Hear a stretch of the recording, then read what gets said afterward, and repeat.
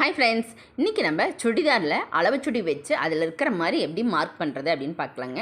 எப்போவுமே நம்ம அளவு எடுக்கும்போது அளவு சுடிதாரில் திருப்பி போட்டு எடுங்க. உள்பக்கமாக எடுத்தோம் அப்படின்னா அளவு வந்து கரெக்டாக இருக்கும். இந்த அளவுகளை வச்சு அப்படியே நம்ம வந்து லைனிங்கில் மார்க் பண்ணிக்கலாங்க. ஃபஸ்ட்டு ஃபுல் ஷோல்ட்ரு, அடுத்தது நெக்கோட அகலம், அதுக்கப்புறம் ஆம் ஹோலு, செஸ்ட் மெஷர்மெண்ட், இப்படி எல்லாமே அதில் இருக்கிற அளவை நல்லா துணியை நீட்டாக விரித்து போட்டு எடுத்து மார்க் பண்ணிக்கலாங்க.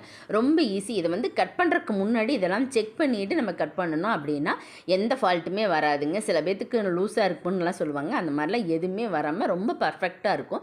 இந்த டிப்ஸை நீங்கள் கண்டிப்பாக யூஸ் பண்ணுங்கள். நெக்கோட இறக்கம் எடுக்கும்போது மட்டும் கிராஸில் எடுக்கணுங்க எப்போவுமே. அப்போ தான் நெக்கோட இறக்கம் கரெக்டாக வரும். ஆம்ஹோலுமே சுடியில் இருக்கிற அளவு அப்படியே எடுத்து நீங்கள் ட்ரேஸ் பண்ணிக்கோங்க. இந்த மாதிரி இன்ச் பை இன்ச் ஒன்றுமே நம்ம கட் பண்ணுறதுக்கு முன்னாடி எல்லாமே செக் பண்ணிவிட்டு கட் பண்ணணும் அப்படின்னா நமக்கு எந்த ஃபால்ட்டும் வராது. தைக்கிறதுக்கு ரொம்ப ஈஸியாக இருக்கும். செஸ்ட் மெஷர்மெண்ட்டுக்கும் ஹிப் மெஷர்மெண்ட்டுக்கும் 1 இன்ச்சு கம்மியாக இருக்கும். இது ஒரு சின்ன ஃபார்முலா தான். அடுத்தது செஸ்ட் மெஷர்மெண்ட்டை விட ஓப்பன் மெஷர்மெண்ட் 1 இன்ச்சு ஜாஸ்தியாக இருக்குங்க.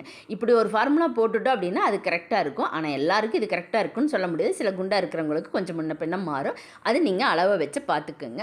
எப்பவுமே ஓப்பன் இருக்கிற இடத்துல 1 இன்ச்சு எக்ஸ்ட்ரா கிளாத் இருந்தால் போதுங்க. அதை நம்ம மடிச்சுட்டு அந்த சைடில் மடிச்சடிக்கிறதுக்கு.